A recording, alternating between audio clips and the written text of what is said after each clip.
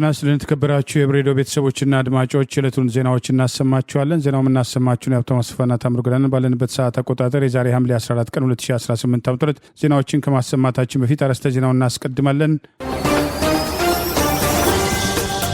የተጠናከረው የፋኖ ወታደራዊ እርምጃና የተደመሰሱ አመራሮች፣ የኢህአፓና የጦርነት ይቁም ጥሪ፣ የወለጋው ድንገተኛ ኦፕሬሽንና ያገዛዙ ጦር፣ የስሙላው ኮሚሽንና ሃይማኖት አጀንዳው፣ የትውልደ ኢትዮጵያውያኑ ጥምረት፣ የጀነራሎቹ ውሸት፣ የቀይ ባህር መዘጋትና ሌሎችም ወቅታዊ ዜናዎች ያሉን ዝርዝሩን ነው።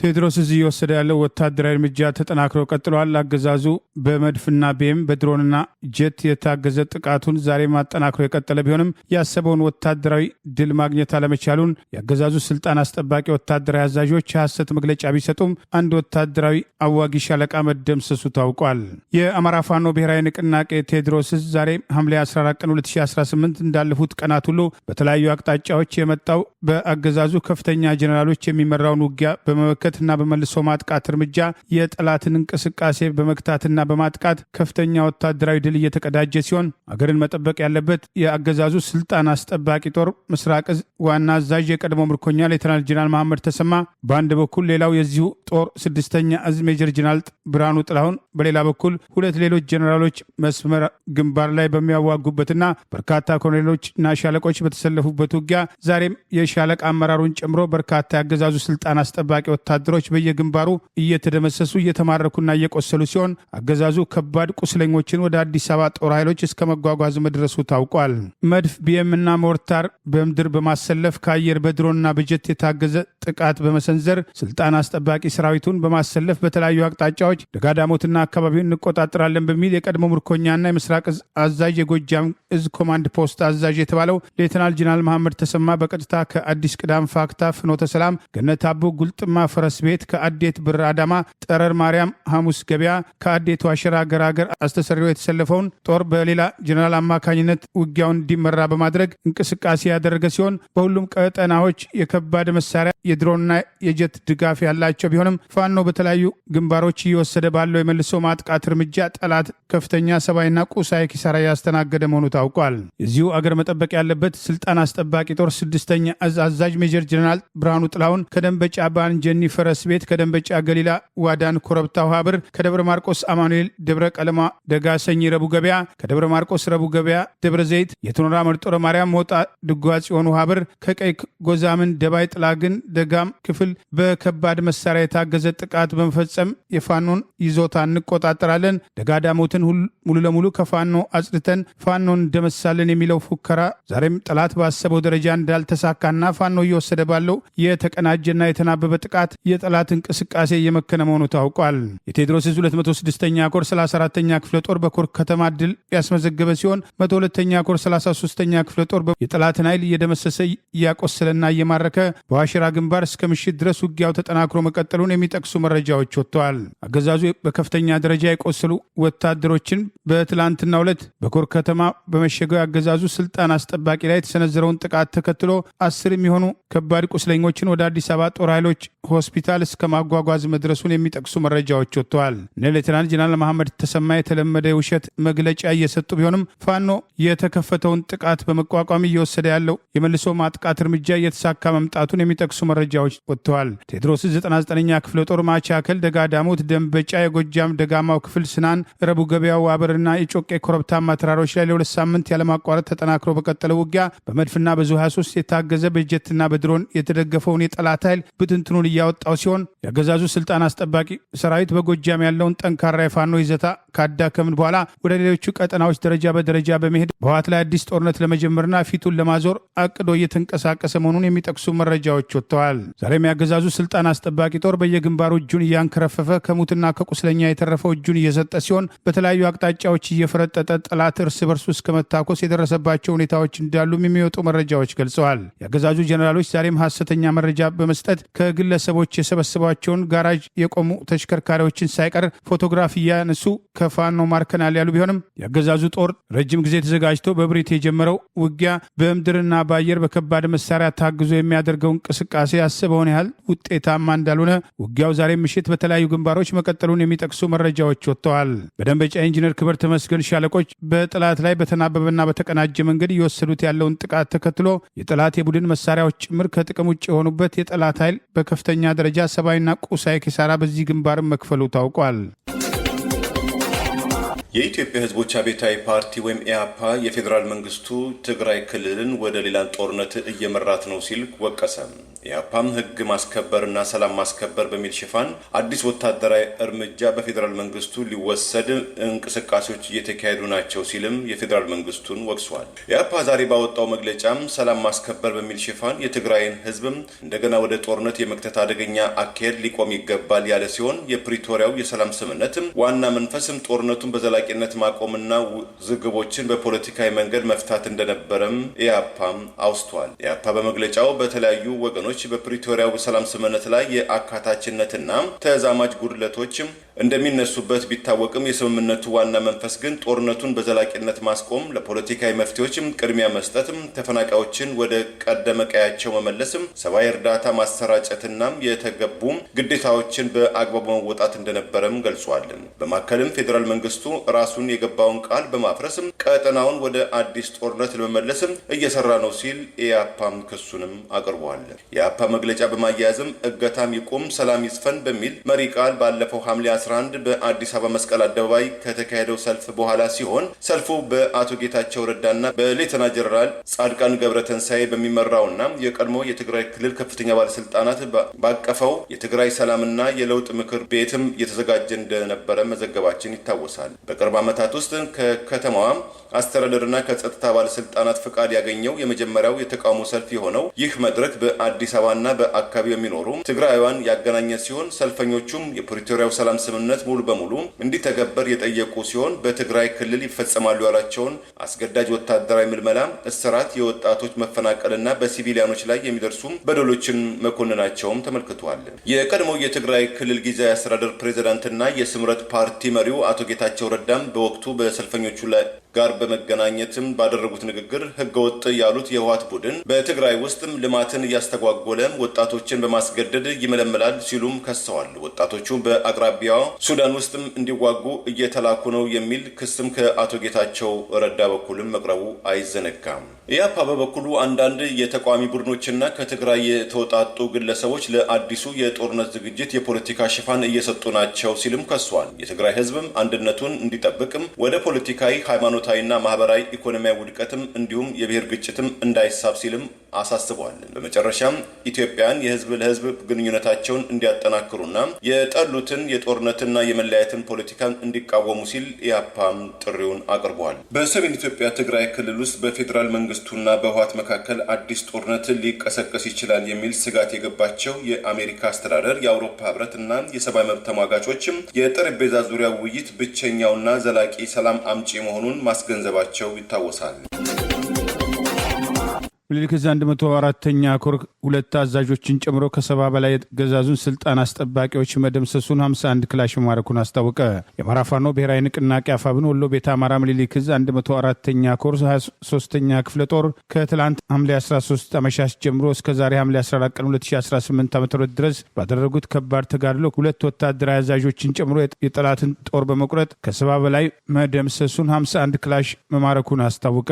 በአምባሰል ወረዳ መነሻውን ከውጫሌ ከተማ አድርጎ እዛው ውጫሌ ከተማ በተጠመደ ከባድ መሳሪያ ሽፋን በመታገዝ በባንዳ ሚሊሻ መሪነት በአበት በኩል አቆራርጦ ወደ ሚለው አካባቢ የተንቀሳቀሰው የጠላት ስልጣን አስጠባቂ ጦር በፋኖ የተቀናጀና የተናበበ ጥቃት ቀለበት ውስጥ በመግባት ከፍተኛ ሰብአዊና ቁሳዊ ኪሳራ ማስተናገዱ ተገልጿል። ትላንት ሐምሌ 13 ቀን 2018 መነሻውን ውጫሌ በማድረግ በዛ ውጫሌ ከተማ ጠምዶ ወደ ሚለዋና አካባቢ በሚወረወር ከባድ መሳሪያ ሽፋን በመታገዝ ወታደራዊ ቁሳቁስን በግመልና በአህያ ጭኖ በባንዳ ባልዳ ሚሊሻ መንገድ መሪነት በአበት ተራራ በኩል ወደ ሚለው አካባቢ ተንቀሳቅሶ የነበረ ቢሆንም ፋኖ የደረሰውን ወታደራዊ መረጃ መሰረት አድርጎ ጠላት ወደ መግደያ ቀጠናው ተስቦ እንዲገባ ሁኔታዎችን በማመቻቸት አስቀድሞ ቦታዎችን በመቆጣጠር ሚኒሊክ ዕዝ 104ኛ ኮር 23ኛ ክፍለ ጦር አርበኞች ጠላት ወጥመዳቸው መግባቱን ካረጋገጡ በኋላ በወሰዱት የተቀናጀ ድንገተኛ ጥቃት ሁለት አዛዦችን ጨምሮ ከ70 በላይ አገዛዙ ስልጣን አስጠባቂዎች ሲደመሰሱ 51 ክላሽ መማረካቸውን አስታውቋል።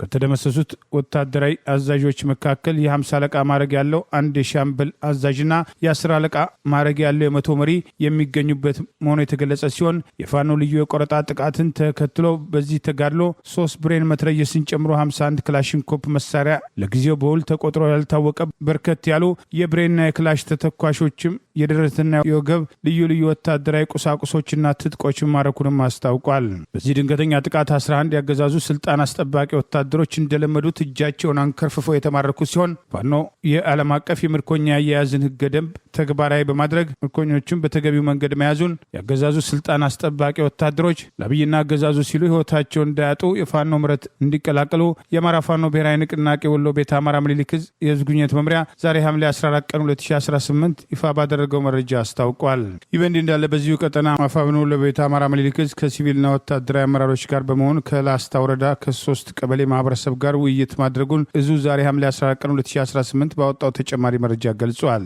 መድረኩ የተዘጋጀው በትግሉ ሂደት ላይ ወታደራዊ ስምሪቶችና የሲቪል አስተዳደሩ መዋቅር ይበልጥ በማቀናጀት የቀጣይ ነጻነት ጉዞውን ስትራቴጂካዊ በሆነ መንገድ ለመምራት ታስቦ እንደሆነ የገለጸ ሲሆን በዚህ ታላቅ መድረክ ላይ ምኒልክ ዕዝ አደረጃጀት ዘርፍ ኃላፊ እንዲሁም የእዙ እቅድ ዝግጅትና ግምገማ መምሪያ ኃላፊዎች በግንባር ቀደምትነት መገኘታቸውን ገልጿል። ምኒልክ ዕዝ 303ኛ ኮር 14ኛ ጥራሪ ክፍለ ጦር አመራሮች በመድረኩ የተገኙ ሲሆን በተመሳሳይ መልኩ በትግሉ ውስጥ የህዝብን ደጀንነትና የዕለት ተዕለት አስተዳደራዊ ስራዎችን በበላይነት የሚመሩት የሲቪል መዋቅር ተወካዮች ከሆኑት የወረዳ የንዑስ ወረዳና የቀበሌ አመራሮች ከአካባቢው ተውጣጥተው በመድረኩ ላይ መገኘታቸውንም አስታውቋል። የአማራን ህዝብ ህልውና ለማስከበር ከሚደረገው ወታደራዊ እንቅስቃሴ ጎን ለጎን የሲቪልና ወታደራዊ አመራሩ በአንድ መድረክ በማገናኘት በመሰብሰብ በዙ ስር ያሉ መዋቅሮች እርስ በርስ ያላቸውን የመረጃና የስራ ቅንጅት ለማጠናከር እንዲሁም ከህዝቡ ጋር ያለውን አንድነት ይበልጥ በማጥበቅ በጋራ ለመራመድ የሚያስችል መሰረት የጣለ መድረክ እንደነበር ይኸው መረጃ ገልጿል። በዚህም ውይይት ከተደረገባቸው አጀንዳዎች መካከል የአማራ ትግል መነሻ አሁን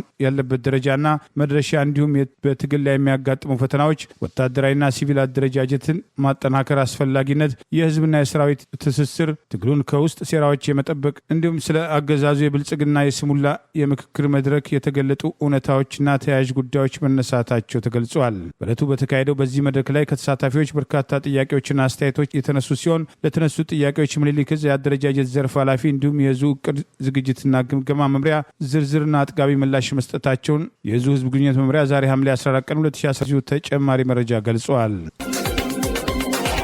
በአባይ ወንዝ ላይ በተለይ በታላቁ ህዳሴ ግድብ ጋር በተያዘም ከኢትዮጵያ ጋር በዲፕሎማሲ ጦርነት ውስጥ የከረመችው ግብጽም ጸረ ኢትዮጵያ ዘመቻዋን ቀጥላለች። ኢትዮጵያም የታላቁ ህዳሴ ግድብን በተናጠል እየተገበረች ነው ስትል የግብጽም ኢትዮጵያን ወቀሰች። የሞዛምቢክ አቻቸውን ማሪያ ሉካስን ያነጋገሩት የግብጹ የውጭ ጉዳይ ሚኒስትር ባድር አብዱላቲ በጋራ ባወጡት መግለጫ ኢትዮጵያ የታችኛው የወንዙ ተፋሰስ አገራት ማለትም ግብጽና ሱዳንን ፍላጎትም አላከበረችም፣ ለዓለም አቀፍ ህግጋትም የድንበር ተሻጋሪ ወንዞችም አጠቃቀም ተገዢ አይደለችም በማለትም ኢትዮጵያን ወቅሰዋል። ዓለም አቀፍ ህግም ተጋሪ ወንዞችን በጋራ ማስተዳደር ይጠይቃል ያሉትም የግብጹ የውጭ ጉዳይ ሚኒስትር ኢትዮጵያ ግን የታላቁ ህዳሴ ግድብን ከቅርብ ዓመታት ወዲህ ለፖለቲካ ፍጆታም እየተጠቀመችው ነው በማለትም ቅሬታቸውን አሰምተዋል። ሀገራቸው ግብጽ የኢትዮጵያ ልማትን እንደማትቃወም የገለጹትም የግብጹ ሚኒስትር አብዱላቲ ይሁን እንጂ የታችኛው የተፋሰሱ አገራት መብትን የሚቃረን ማንኛውንም ግንባታ በፍጹም አንቀበልም ብለዋል። ኢትዮጵያም የመልማት መብት አላት፣ ግብጽም የመኖር መብትም አላትም ሲሉም ተደምጠዋል። ኢትዮጵያና ግብጽ የድንበር ተሻጋሪ ጦርነት ወይም ፕሮክሲ ዋር እንዳይገቡ የተለያዩ አገራት እና ተቋማት ዲፕሎማሲያዊ ጫና የፈጠሩ ሲሆን የግብጹ ፕሬዚዳንት አብዱል ፈታህ አልሲሲ በቅርቡ የአሜሪካው ፕሬዚዳንት ዶናልድ ትራምፕ በታላቁ የህዳሴው ግድብ ጉዳይ ጣልቃም እንዲገቡ መጠየቃቸው አይዘነጋም። በወለጋ በጉቶ ጊዶ አያና ወረዳ ስቦ ወረዳ ላይ የአንሻ ሰይድ ክፍለ ጦር የተናበበ ድንገተኛ ጥቃት በመሰንዘር በጠላት ላይ ድል መቀዳጀቱን አስታወቀ። የአማራ ፋኖ ብሔራዊ ንቅናቄ ወለጋ ቢዛሞ አንሻ ሰይድ እዝ ለወራት በምስራቅ ወለጋ ዞን ጊዶ አያና ወረዳ ልጎ ቀበሌና በምስራቅ ወለጋ ዞን ስቡ ስሬ ወረዳ መርካቶ ቀበሌ ላይ በመስፈር በአማራ ህዝብ ላይ ጭፍጨፋ ሲፈጽም ሀብት ንብረት ሲዘርፍና የሃይማኖት አባቶችን ጭምር በአሰቃቂ ሁኔታ ሲገል በነበረው የጠላት ኃይል ላይ የተጠናና የተጠናከረ እርምጃ ዛሬ ሐምሌ 14 ቀን 2018 ዓ.ም ወስዶ ድል መቀዳጀቱን አስታውቋል። የአማራ ፋኖ ብሔራዊ ንቅናቄ ወለጋ ቢዛሞ አንሻ ሰይድ እዝ ጌጤ ግርማ መብረክ ክፍለ ጦር፣ አበጀ ጥበቡ ነበልባል ክፍለ ጦር፣ አንገር ጉተን ክፍለ ጦርና ታፈረ አለሙ ሳተናው ክፍለ ጦር ከአንሻ ሰይድ እዝ ምክትል ጦር አዛዥና የክፍለ ጦር አዛዦች ጋር በመናበብ ደማቅ ወታደራዊ ድል መጎናጸፉን አስታውቋል። ለአማራ ህዝብ ያለው ጥላቻ ላይ ጥቃቶች ሲፈጽም በቆየው የጠላት ኃይል ላይ ወደ ሁለቱም ከተሞች በመርካቶ ከተማና በልጎ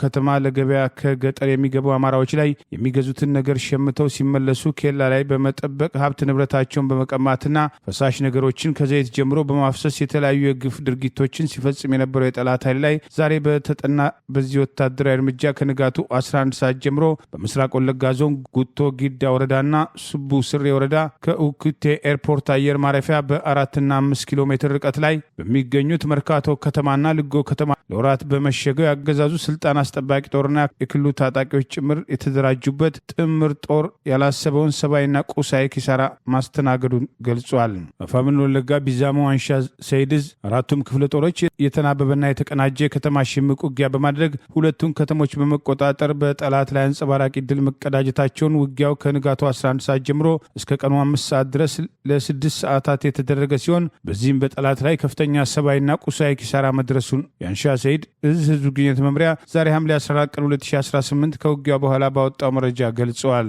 የጠላት ጥምር ጦር ሙትና ቁስለኛውን በማዝረክረክ ወደ ኡኬ ከተማ የቀረ ኃይሉ ለመፈርጠጥ መገደዱን እንደተለመደው በፈሪዱላ በመድፍ በዙ 23 እና ሞርታር አማሮች የሚኖሩባቸውን መንደሮች ላይ ድብደባ መፈጸሙን በዚህ የተጠና ወታደራዊ እርምጃ 15 ያገዛዙ ስልጣን አስጠባቂ ጦር አባላት ሲማረኩ 28 ክላሽንኮቭ፣ 19 የፎዋን ቦምብ፣ 24 ካዝና፣ 26 የዶር ትጥቅ፣ 730 የብሬንና የክላሽ ተተኳሽ የተለያዩ ወታደራዊ ሻንጣዎች የተማረኩ ሲሆን በርከት ያለ ያገዛዙ ስልጣን አስጠባቂ ኃይል ሙትና ቁስለኛ መሆኑንም አፋብን ወለጋ ቢዛሞ አንሻ ሰይድ ህዝብ ግንኙነት መምሪያ ዛሬ ሐምሌ 14 ቀን 2018 ባወጣው በዚሁ መረጃ ገልጿል። ይህ በእንዲህ እንዳለ አማራ ፋኖ ብሔራዊ ንቅናቄ ሸዋ ጠቅላይ ግዛት አሳምነው ዕዝ አጼ ዘርዓ ያዕቆብ ኮር ነጎድጓድ ክፍለ ጦር በወሰደው የደፈጣ ጥቃት ድል መቀዳጀቱን ዛሬ ሐምሌ 14 ቀን 2018 የነበረውን ውጊያ አስታኮ ባወጣው መረጃ ገልጿል። መንጨቆረር ከተማ ላይ በተወሰደው በዚህ ድንገተኛ ጥቃት ከተማ ሙሉ ለሙሉ መቆጣጠር መቻሉንም አስታውቋል። ክፍለ ጦሩ በወሰደው በዚህ ስልታዊ ውጊያ የጠላት ምሽግ በማፍረስ የጠላትን ኃይል በመደምሰስና በመማረክ ግዛቱን በመቆጣጠር የአገዛዙ ስልጣን አስጠባቂ ለመመከት የተፍጨረጨረ ቢሆንም ጠላትን ሙትና ቁስለኛ ምርኮኛ በማድረግ ፋኖ ድል መቀዳጀቱን ይኸው መረጃ ገልጿል። ሸዋ ጠቅላይ ግዛት አሳምነው ዛሬ ሐምሌ 14 ቀን 2018 ነጎድጓድ ክፍለ ጦር በወሰደው በዚሁ ወታደራዊ እርምጃ ከተደመሰሱት በተጨማሪ 5 ያገዛዙ ሚሊሻዎች ሲማረኩ 12 ክላሽንኮቭ ጠመንጃ፣ 4 ኤስኬስ ጠመንጃ፣ 1 መትረየስ ክላሽ፣ ልዩ ልዩ የገብ ትጥቅና ተተኳሾችን መማረክ መቻሉን ሸዋ ጠቅላይ ግዛት አሳምነው ዕዝ ህዝብ ግንኙነት መምሪያ ዛሬ ሐምሌ 14 ቀን 2018 ባወጣው በዚሁ መረጃ ገልጿል። በይስሙላ ሀገራዊ ምክክሩ መጅሊሱን በኦሮሞ የበላይነት እንቆጣጠራለን በሚል በጠቅላይ ሚኒስትሩ እርዳታ መጅሊሱን የተቆጣጠረው ኃይል የእስልምና ወኪል በመሆን በሀገራዊ ምክክሩ እየተሳተፈ መሆኑ በቀጣይ ውጤት ላይ ስጋት ያላቸው የእስልምና እምነት አባቶች ቅሬታ ማቅረባቸው ታውቋል። የኦሮሞ ብልጽግና ፓርቲ በሁሉም አጀንዳዎች የበላይነት የሚያገኝበትን አሰራር የዘረጋበት ምክክርን ተከትሎ ውጤቱ ከወዲሁ የታወቀ የጠቅላይ ሚኒስትሩ ፍላጎት ማስፈጸሚያው ምክክር የበለጠ እየተጋለጠ መምጣቱ በቅሬታ ተነስቷል። ጠቅላይ ሚኒስትር አብይ አህመድ ወደ ስልጣን ከመጡ በኋላ የእስልምና እምነት ተቋሞችና የክርስትና እምነት ተቋሞችን ዋና ዋና አመራሮች እንቆጣጠራለን በሚል የኦርቶዶክስ ቤተክርስቲያንን ለመክፈልና ህገወጥ ሲኖዶስ ለማቋቋም የተደረገውን እንቅስቃሴ ጠቅላይ ሚኒስትሩ ከጀርባ እንደሚደግፉ የተጋለጠበትና በሽምግልና ስም እንቅስቃሴውን በማራመድ በህገወጥነት የተፈረጁ አባቶች ተመልሶ የቤተክርስቲያኒቷን ስልጣን እንዲቆጣጠሩ የተደረገበት ከዚህ ዓለም በቅርብ በሞት የተለዩት ሀጂ ሙፍቲ ኢብራሂም ከመጅሊሱ አመራርነት እንዲነሱና በምትካቸው የኦሮሞ ብሔር ተወላጅ የሆኑት ሀጂ ቱፋ እንዲተኩ መጅሊሱን ከፌዴራል ጀምሮ እስከ ክልል ድረስ በበላይነት ለመቆጣጠር ሲንቀሳቀስ የነበረው የእነ አህመዲን ጀበል ቡድን በአገራዊ ምክክር ውስጥም የእስልምና ብቸኛ ተወካይ ሆኖ መቅረቡ በኢትዮጵያ በሃይማኖት ስም ባለፉት ዓመታት የታዩ ግጭቶችና መፋጠጦችን የበለጠ ስጋት ላይ የሚጥል የእስልምና መንግስትና አቋቁም እስከ ማለት የደረሰ አጀንዳ ያለው ይህ ቡድን ከጠቅላይ ሚኒስትሩ ኦሮሞ ብልጽግና ፓርቲ ጋር ግንባር ፈጥሮ እያደረገ ያለው እንቅስቃሴ በኢትዮጵያ ያለውን የሃይማኖት መቻቻል ላይ በዚህ አገራዊ ምክክር ሽፋን አደጋ የሚጥል አጀንዳውን ለማስፈጸም እየተንቀሳቀሰ ነው የሚሉ ወቀሳዎችም ተከትለው ቀርበዋል። አንድ አጀንዳ ከ75 በመቶ በላይ ተቃውሞ ሲቀርብበት ውድቅ ይሆናል የሚል ሽፋን ያለ ቢሆንም ከ50 በመቶ በላይ ድምፅ ካገኘ የሚያልፍበትን አሰራር በኦሮሞ ብልጽግና ፓርቲ ወኪሎችና በሃይማኖት ሽፋን በአገር ሽማግሌዎች፣ በአደ ሲንቄዎችና አባገዳዎች ውክልና በተለጣፊ ፓርቲዎችና አገዛዙን ይደግፋሉ በሚባሉ ግለሰቦች ስብስብ እየተካሄደ ያለው አገራዊ ምክክር ኮሚሽን የኦሮሞ ብልጽግና ፓርቲ የወረዳዎች ተወካይ ብዙ ነው በሚል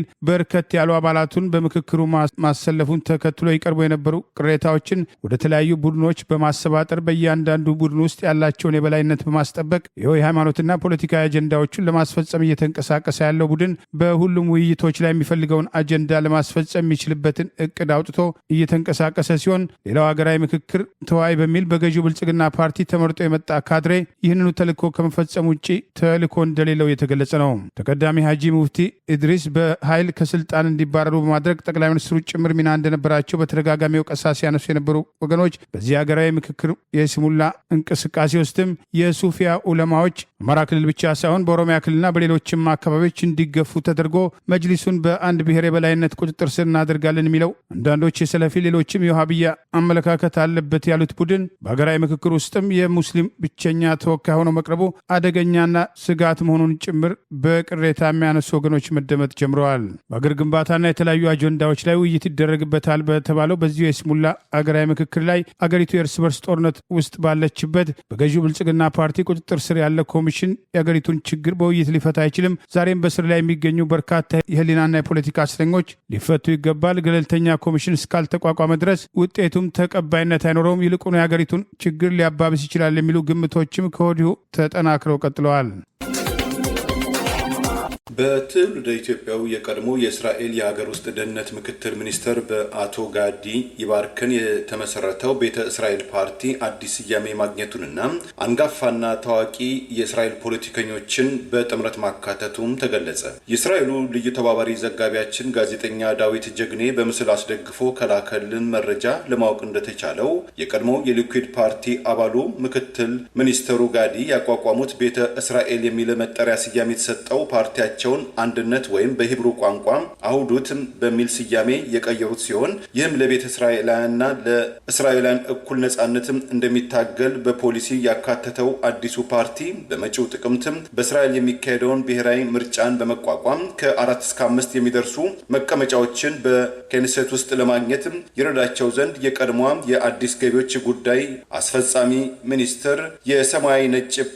ፓርቲ አባል የሆኑት ወይዘሮ ፔኒና ታማኖ እሸቴም የቀኝ ክንፍ ፓርቲ መሆኑ የሚነገርለት የሊኩድ ፓርቲ አባሏ ዶክተር ጸጋ ፋንታውን የቀድሞው የጽዮናዊት ፓርቲ አባሉ አቶ ሞሼ ሰሎሞን በጋራም አዲሱን ፓርቲ በመቀላቀል መስማማታቸውም ታውቋል። በመጪው ጥቅምት በእስራኤል ይካሄዳል ተብሎ በሚጠበቀው ምርጫም በተናጠል ለመወዳደር የቀድሞ በኢትዮጵያ የእስራኤል አምባሳደር የፓርላማ አባልና የጠቅላይ ሚኒስትር ቤንያሚን ኔታንያሁ አማካሪ የነበሩት አቶ አለልኝ አድማሱም፣ ጋቢ ወርቁም፣ ኦሪትም ታየም፣ አልማዘሩም፣ ገብርኤል ጥጋቡም፣ ምረት ብሩህም፣ ዳንኤል መርሻም የተባሉም ትውልደ ኢትዮጵያን ወይም ቤተ እስራኤላውያን በተናጠል ለመወዳደር መወጠናቸውን በምረጡኝ ዘመቻ ማስታወቂያቸው ላይ ከለጠፉት መረጃ ለማወቅም ተችሏል። የተለያዩ ፖለቲካዊ፣ ኢኮኖሚያዊ ጫናዎችን፣ የዘረኝነት ጥቃትን ሰለባ የሆኑ ትውልደ ኢትዮጵያን ችግሮቻቸውን አሸንፈው ለስኬት መብቃታቸው የሚታወቅ ሲሆን አሁንም ድር ቢያብር አንበሳ የሚያስር እንዲሉ ትውልደ ኢትዮጵያውያን ወይም ቤተ እስራኤላውያን ድምጻቸውን እንዲሰማም ተጽዕኖ ለመፍጠር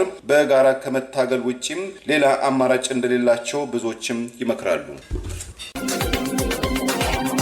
አገዛዙ በጎጃም የከፈተውን ወታደራዊ እንቅስቃሴ ተከትሎ ያላሰበው ጥቃት እየደረሰበት ሲሆን ይህኑ ተከትሎ ዘመቻውን ለ5 ቀናት ብቻ ነው የምናደርገው እንወጣለን የሚል ሐሰተኛ መረጃ እያሰራጨ ሲሆን ይህንን በአግባቡ ማክሸፍ እንደሚያስፈልግ ከፋኖ አመራሮች አንዱ ገለጸ። የገባው መካናይዝድን ጦር ለመመከት ትኩረት ሊያገኙ የሚገባቸው በሁሉም ቀጠናዎች የተጠናከሩ ውጊያዎች ወሳኝ መሆናቸውን ከፋኖ አመራሮች አንዱ ገለጸ። ጠቅላይ ሚኒስትር አብይ አህመድ በቅርቡ ደብረ ማርቆስ አየር ማረፊያ በመረቁበት ወቅት በአማራ ህዝብ ላይ ተጨማሪ ጥፋት ለማድረስ ያደረጉትን ዛቻ እውን ለማድረግ ባለፉት ቀናት የጎጃም ኮማንድ ፖስት ባሉት በቀድሞ ምርኮኛ ሌተናል ጀነራል መሐመድ ተሰማ ጨምሮ በ4 ጀነራሎችና በርካታ ኮሎኔሎችና ሻለቆች የሚመራ መድፍና ቢኤምን ጨምሮ ከባድ መሳሪያ በማሰለፍ ከአየር በድሮንና በጀት የታገዘው ወታደራዊ እንቅስቃሴን ተከትሎ ቴዎድሮስ ከምንጊዜውም በላይ አንድነቱን በመጠበቅና የግለሰብ የቡድን የአካባቢ የጥቅም የስልጣንና የአንጃ ፍላጎቶችን ለጊዜውም ቢሆን ፈጥኖ በማስወገድ በሁሉም የጎጃም ቀጠናዎች የተናበበ የቆረጣ የደፈጣ ድንገተኛ ፈጣን ማጥቃቶችን በማድረግ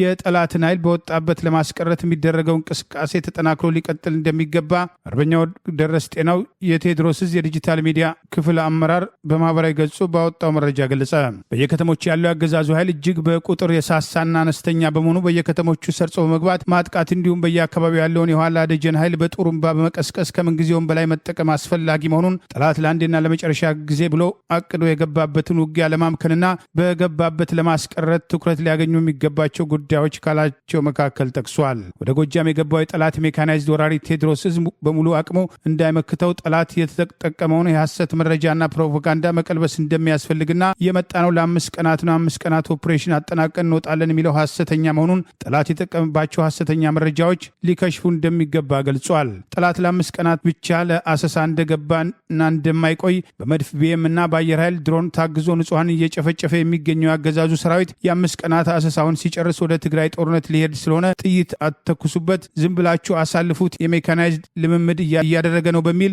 ንጹሐን እየጨፈጨፈ ያለውን ሰራዊት እንዳይተኮስበት ለማድረግ እየቀሰቀሰ ያለውን በአግባቡ መረዳትና የጠላትን እቅድ ማክሸፍ እንደሚገባ አስታውቋል። የወገን ጦር የበለጠ ሊያሳንፉ ሊያዳክሙና ራሱ መክቶ ህልናው እንዳያቆይ የተከፈቱ አደገኛ ማደንዘዣ የጠላት ፕሮፓጋንዳዎች በአስቸኳይ ሊቆሙ እንደሚገባና ተገቢውን መረጃ መስጠት እንደሚያስፈልግ ጠላት እቅዱ ማጥፋት መሆኑን ዛሬም በተግባር እያሳየ በመሆኑ በሁሉም ቀጠናዎች በተናበበና በተቀናጀ መንገድ ጠላት ላይ ጥቃት መሰንዘር ወሳኝ መሆኑን አስታውቋል። የወገን ሰራዊት ከምንጊዜውም በላይ እሳት ለብሶ እንዲነሳ ራሱና ህዝቡን በተደራጀ ሁኔታ እንዲመክት አስቸኳይ ጥሪ እንደሚያስፈልግ የጠቀሰው አርበኛ ወግደረስ ጤናው ይህ ጥሪ በብዙ ከፍተኛ አመራሮች በሚዲያዎችና በሌሎች አስቻይ ሁኔታዎች አስፈላጊውን ትኩረት ተሰጥቶት በአስቸኳይ ሊደረግ እንደሚገባ፣ ጠላት ካልተመታና ካልተዳከመ በስተቀር አዝኖ ይተወኛል የሚል የሞኝ ጨዋታ እንኳንስ ከወታደር ከሞኞች መንደር እንደማይጠበቅ ጠቅሶ በከፍተኛ መናበብና ትስስር በመፍጠር በገባበት ሁሉ ተገቢውን ቅጣት በመስጠት አዳክሞና አሰላችቶ እንዲወጣ ማድረግ ሊታሰብበት የሚገባ መሆኑን ጠቅሷል። በሌላ በኩል ፋኖ በየቀጠናው በየተራ ለማጥፋት እየተንቀሳቀሰ ያለውን የጠላት ኃይል በተበጣጠሰ ሁኔታ ሳይሆን በተደራጀና በተቀናጀ መንገድ የአማራ ፋኖ ብሔራዊ ንቅናቄ አንድ ማዕከላዊ ወታደራዊ አመራር የጠላትን እቅድ ታሳቢ ያደረገ በሁሉም ቀጠናዎች በተመሳሳይ ጊዜ የሚሰነዘሩ ጥቃቶች ጠላት ላይ በኩል ጊዜ በመተኮስ የጠላትን እንቅስቃሴ በመገደብና እርምጃ በመውሰድ ጠላትን ብትንትኑን ለማውጣትና ቀጣዩን ትግል ለማፋጠን ትልቅ ሚና እንደሚኖረው ከዚህ በተቃራኒ አንዱ ሌላውን ቆሞ የሚያይና በተበጣጠሰ መንገድ የሚያደርገው እንቅስቃሴ ለጠላት ዕድሜ ማራዘሚያ እንዳይሆን ጥንቃቄ ያስፈልጋል የሚሉ ጥሪዎችም ተከትለው ቀርበዋል።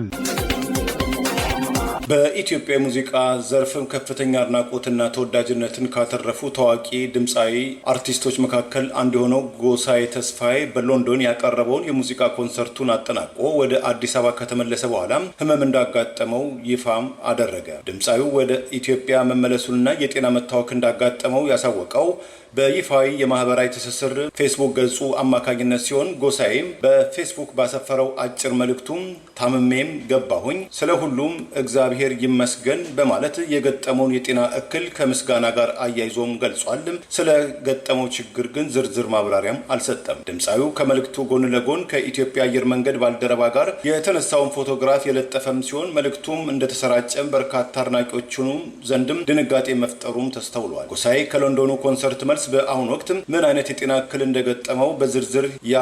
የሚያስረዳው መረጃ ባይኖርም በርካታ ወዳጆቹ፣ አድናቂዎቹ በማህበራዊ ትስስር ገጾቹ አብሮነታቸውን እያሳዩ እንደሚገልጹ ታውቋል። የዘፈን ግጥም ጸሐፊና ዘፋኙ አርቲስትም ጎሳዬ በ1993 የአውሮፓ አቆጣጠር አዲስ አበባ ውስጥ በምሽት ቤቶች የተለያዩ ሙዚቃዎችን በመስራት የመጀመሪያው የኪነ ጥበብ ስራውን ከክስታኔ ባንድ ጋር በመቀላቀል ከሙዚቃው አጋሩ አርቲስትም አለማየሁ ሂርጶ ጋር ታዋቂውን ኢባንጋዲ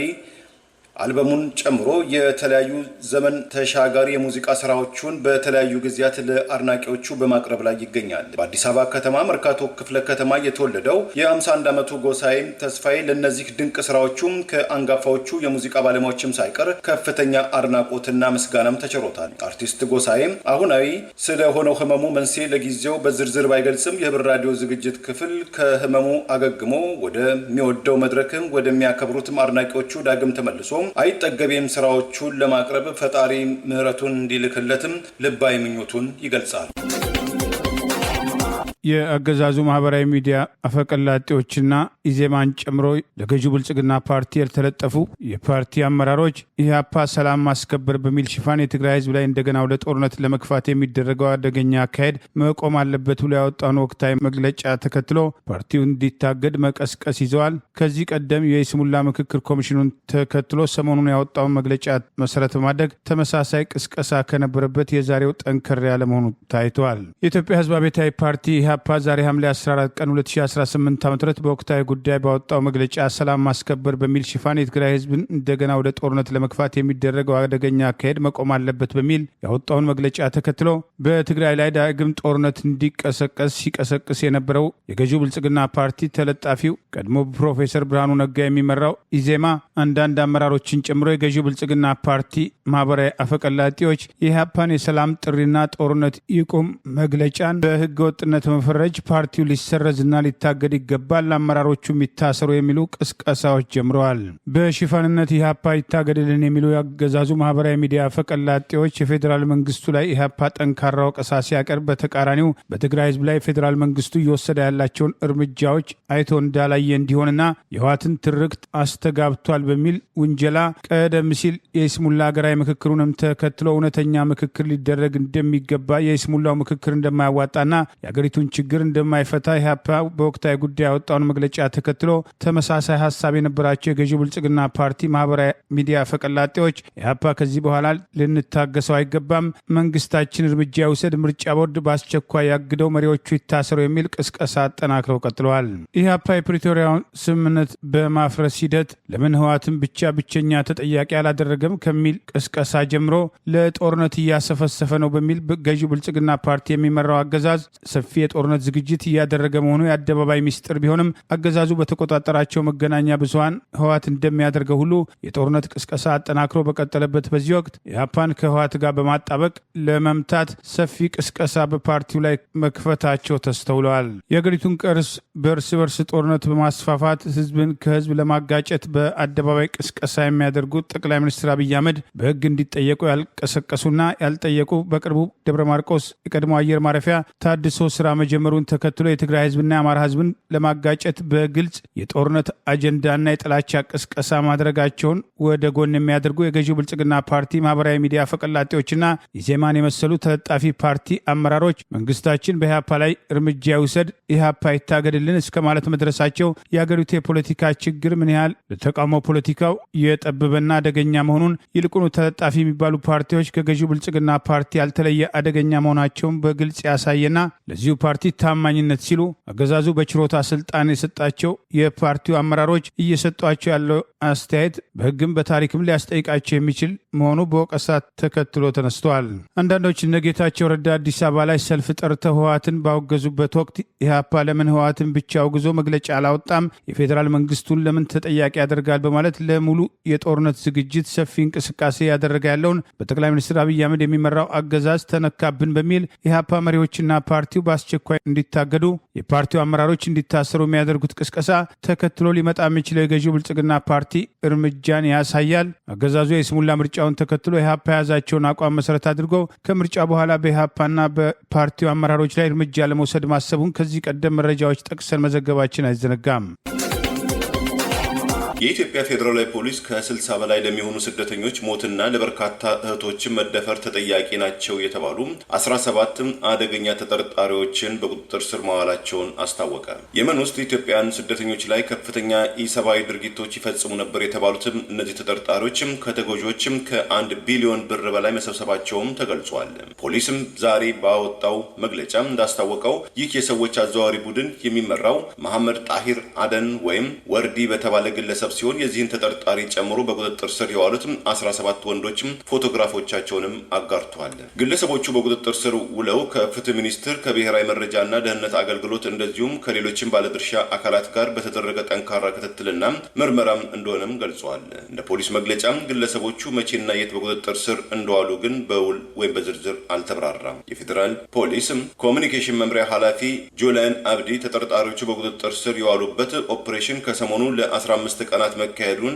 ለመገናኛ ብዙሃን ገልጸዋል። ግለሰቦቹ በአዲስ አበባ ከተማና በሐረሪ ክልል ጨምሮ በተለያዩ የኢትዮጵያ አካባቢዎች እንደተያዙም ኃላፊው ገልጸዋል። ፖሊስም ባወጣው መግለጫም ተጠርጣሪዎቹ በቁጥጥር ስር ከዋሉ በኋላ በሰውና በሰነድ ማስረጃ የተደገፈ የምርመራ መዝገብ ተደራጅቶ ለፍትህ ሚኒስቴር መተላለፉንም አስታውቋል። አደገኛ ህገወጥ አዘዋዋሪ ተብሎ በተገለጸው መሐመድ ጣሂር አደን የሚመራው ይህ የተደራጀ ወንጀል ቡድን ሰዎችን በህገወጥ መንገድ ወደ ሳዑዲ አረቢያም ሲልክ እንደነበረ መግለጫው ያስረዳ ሲሆን ስደተኞቹን ሲያዘዋውሩ የነበረው ከኢትዮጵያ ምስራቃዊ ክፍል በመነሳት በጅቡቲና በየመን በኩል በማቋረጥ እንደሆነም ፖሊስ ገልጿል። ከተለያዩ የኢትዮጵያ አካባቢዎች በደላሎች አማካኝነት ዜጎችን ሲመለምሉ እንደነበረም የጠቀሰው ፖሊስም ተጠርጣሪዎቹ የህገወጥ ሰዎች ዝውውር መረብ በመዘርጋት ተጎጂዎቹ በየመን በኩል ወደ ሳዑዲ አረቢያ ገብተው የተሻለ ኑሮ እንደሚኖሩ ሐሰተኛ ተስፋ በመስጠት በማሳመን ሲልኳቸውም ቆይቷልም ብለዋል። እንደ ፖሊስም ገለጻም ኢትዮጵያኑ ስደተኞች ድንበር ከተሻገሩ በኋላ ግን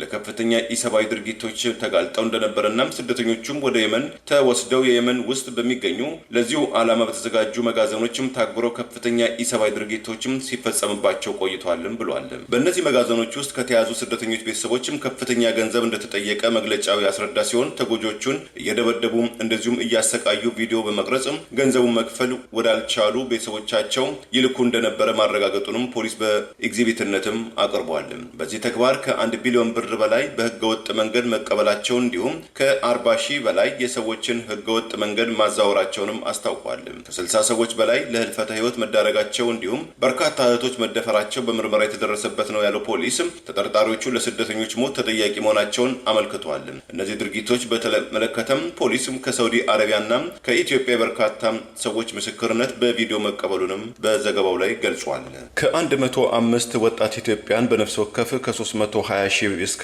600 ሺህ ብር በመቀበል 188 ሚሊዮን ብር ገንዘብ አጋብሰዋል። ኢትዮጵያኑን ለተለያዩ የሰብአዊ መብትም ጥሰት እንዲጋለጡ አድርጓል የተባሉ ሁለት ተጠርጣሪዎች ኢትዮጵያውያን ሰሞኑን ከዱባይ ለኢትዮጵያን ፖሊስ ተላልፈው መሰጠታቸው በኢትዮጵያ የሚገኙ ግብረ አበሮቻቸው በቁጥጥር ስር መዋላቸውን መዘገባችን ይታወሳል። በኢራን የሚደገፉት የየመን ሀውቲ ታጣቂዎች የሳውዲ አረቢያ መርከቦችን የባህር እንቅስቃሴ ላይ እገዳ መጣላቸውን ገለጹ። ሳውዲ አረቢያም አፋጣኝ እርምጃ ወስዳለሁ ስትል አስጠነቀቀች። በቀይ ባህር ላይ ለመርከቦችም የሚጣለው የኢንሹራንስም ጣሪያም በእጥፍ መጨመሩም ተገለጸ። የሳውዲው ሀውቲ እገዳውን ያወጀው ሳውዲ አረቢያ በየመን ላይ ኢፍትሐዊና ጨቋኝ ያለውን ከበባም እየጣለች ነው በሚል ክስ ያቀረበ ሲሆን የቀይ ባህር ዋነኛ መተላለፊያ የባብ አልሜንዴብ ሰርጥም ለሳውዲ መርከቦች እንደሚዘጋም ሀውቲዎችም አስታውቀዋል። ይህ ከዛሬ 4 ዓመት በፊት ከ2022 ጀምሮ በተባበሩት መንግስታት ድጋፍ ሲቆይ የነበረውን የተኩስ አቁም ስምምነትም የሚያዳክም እርምጃ መሆኑም ተገልጿል። እገዳው የመጣው በሀውቲ ቁጥጥር ስር ባለውና የሳና አውሮፕላን ማረፊያ ላይ ከተፈጸመ ጥቃት በኋላ መሆኑም ተገልጿል። በየመን መንግስት የኢራን አውሮፕላን እንዳያርፍ ለመከላከል ጥቃቱን ፈጽሜያለሁ ቢልም የሀውቲ ታጣቂ ቡድን ግን ሳውዲን ተጠያቂ በማድረግ የሚሳኤል ጥቃትም ከፍተው አሁን ደግሞ የባህር ላይ እንቅስቃሴዋ ላይ እገዳ መጣላቸውን ገልጸዋል። በባብ አልሜንደብ ሙሉ በሙሉ ከተዘጋ የዓለም የነዳጅ አቅርቦትም እስከ 7 በመቶ ሊቀንስ በቀይ ባህር የሚካሄደውን የንግድ መጓጓዣና የኃይል አቅርቦትን በከፍተኛ ሁኔታ ሊያውከው ይችላልም ተብሎ ተሰግቷል። በሌላ በኩል ሳውዲ አረቢያ እንዲሁም በሳውዲ የሚመራው ጥምረትን የሁቲ መግለጫን አሳሳች በማለት ውድቅም አድርጎታል። በሁቲ ቁጥጥር ስር ባሉ ወደቦች በመቶዎች የሚቆጠሩ የንግድ መርከቦች አሁንም ያለ እንቅፋት እየገቡና እየወጡ መሆናቸውንም ገልጿል። በየመን ታጣቂዎችም በቀይ ባህር ላይ የሚገኘውን የባብ አልሜንዴብ ሰርጥን እንዘጋለን ማለታቸውም ተከትሎ በዓለም ኃይል አቅርቦት ላይ አዲስ ወጀብም የፈጠረም ሲሆን እንደ ኤክስፐርቶች ገለጻ የሀውቲ ታጣቂዎች የባብ አልሜንዴብን ሰርጥም እንዘጋለን ማለታቸውም ተከትሎ በዓለም የነዳጅ አቅርቦት ላይ የ7 ከመቶ እጥረት ሊከሰት ይችላል ሲሉ አስጠንቅቀዋል። የሀውቲ ታጣቂዎችም ውሳኔውን የደገፉ በሺዎች የተቆጠሩ የመናውያን በትናንትናው ዕለት በሰነአ ከተማ ለድጋፍ የወጡ ሲሆን ከነዚህ አስተያየት ሰጪዎች መካከል አንዱ ሳውዲ አረቢያም ላለፉት 12 ዓመታት ማዕቀብም ጥላብናለች፣ ዛሬ እኛም ተመሳሳይ እርምጃ ወስደናል። ይህም ብልህነት የተሞላበት ነው። ማዕቀብ በማዕቀብ አየር ማረፊያም ጥቃት በአየር ማረፊያ ጥቃት፣ የወደብ ጥቃት በወደብ ጥቃትም መመከተ አለብንም ብሏል። ሳውዲ አረቢያ በበኩሏ በየመን ሀውቲ የተጣለባትን እገዳ በመስበር መርከቦቿም በባብ አልሜንዴብ ሰርጥ ላይ በሰላም እንዲሄዱ እንደምታደርግም ቃል መግባቷን የተለያዩ መገናኛ ብዙሃን ዘግበዋል። ለዛሬ ያሉን ዜናዎች እነዚህ ናቸው። ዜና ውስጥ ታደምጡ ለቆያችሁ የህብር ሬዲዮ ቤተሰቦችና አድማጮች ምስጋናችን ድረሳችሁ። የህብር ሬዲዮ ኦፊሻል ዩቲዩብ ቻናላችንን ሰብስክራይብ ያላደረጋችሁ ሰብስክራይብ በማድረግ በተጨማሪም የደውል ምልክቱን በመጫን የህብር ሬዲዮ ቤተሰብ እንድትቀላቀሉ በአክብሮት እንጋብዛለን። እንደ ወትሮ ሁሉ የህብር ሬዲዮ ቤተሰቦች ፕሮግራሞቻችንን ላይክ በማድረግ ሼር በማድረግ አስተያየቶቻችሁን በመስጠት አብሮነታችሁን እንድትገልጹ በአክብሮት እንጠይቃለን። በድጋሚ እናመሰግናለን። ጤና ይስጥልን። ቸር እንቆይ።